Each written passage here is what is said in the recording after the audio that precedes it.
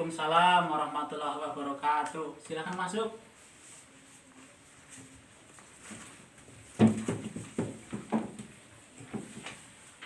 Silakan duduk. Ada yang bisa kami bantu? Begini Pak, kami mendapat tugas dari sekolah untuk mewawancarai Bapak terkait dengan ketahanan pangan. Oh, boleh. Coba. Maksud dari ketahanan pangan itu apa sih, Pak? Oh, ketahanan pangan itu merupakan kondisi terpenuhinya pangan bagi masyarakat. Nah, itu jadi yaitu tersedianya pangan baik dari jumlahnya, mutunya, kemudian juga yang aman, beragam, bergizi, merata dan tentunya harus terjangkau oleh masyarakat gitu. Dan bisa untuk terpenuhinya secara berkelanjutan. Begitu. Berarti kondisi ketahanan pangan itu dipengaruhi oleh apa saja? Oh, banyak sekali faktor yang mempengaruhi. Ada faktor cuaca dan iklim, itu yang pertama. Kemudian ada faktor jumlah bahan pangan yang dipanen atau produksinya. Kemudian juga ada faktor jumlah penduduk, ada faktor sarana dan prasarana, serta faktor keamanan. Itu faktornya. Bisa dijelaskan satu per satu Pak dari faktor-faktor tersebut? Iya, ini. Jadi tadi kan ada faktor kondisi cuaca dan iklim. Itu kan terkait dengan curah hujan. Sebagaimana sekarang ini curah hujan itu kan sangat tinggi. Itu bisa menyebabkan banjir. Gitu. Atau juga pas musim kemarau itu kan ada kekeringan.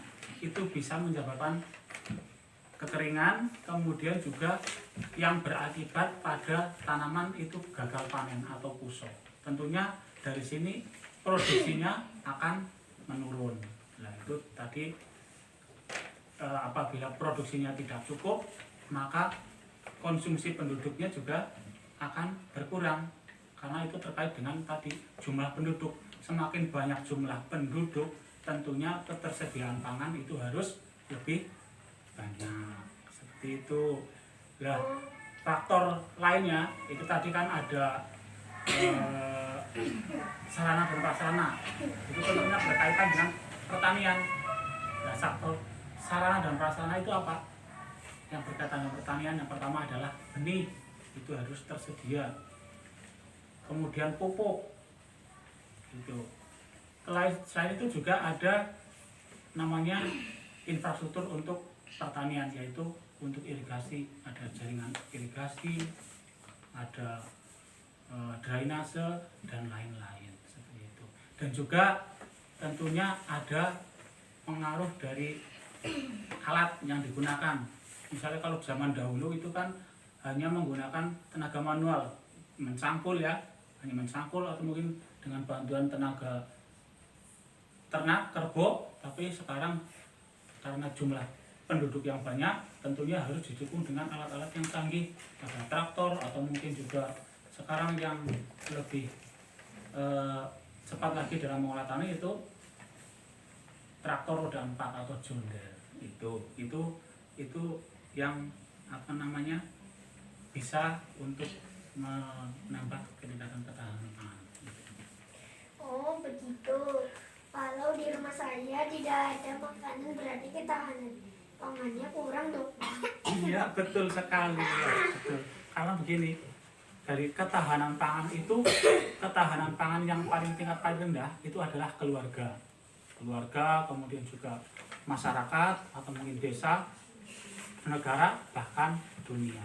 Nah, sekarang ini ada isu perang antara Ukraina dan Rusia. Itu kan kalau di sana sebagai produsen gandum, nah itu juga akan berpengaruh kepada ketahanan pangan di negara kita, karena kita adalah negara yang mengimpor gandum dari sana.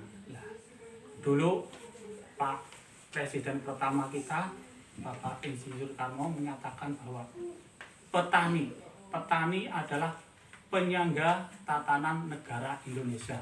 Itu artinya apa?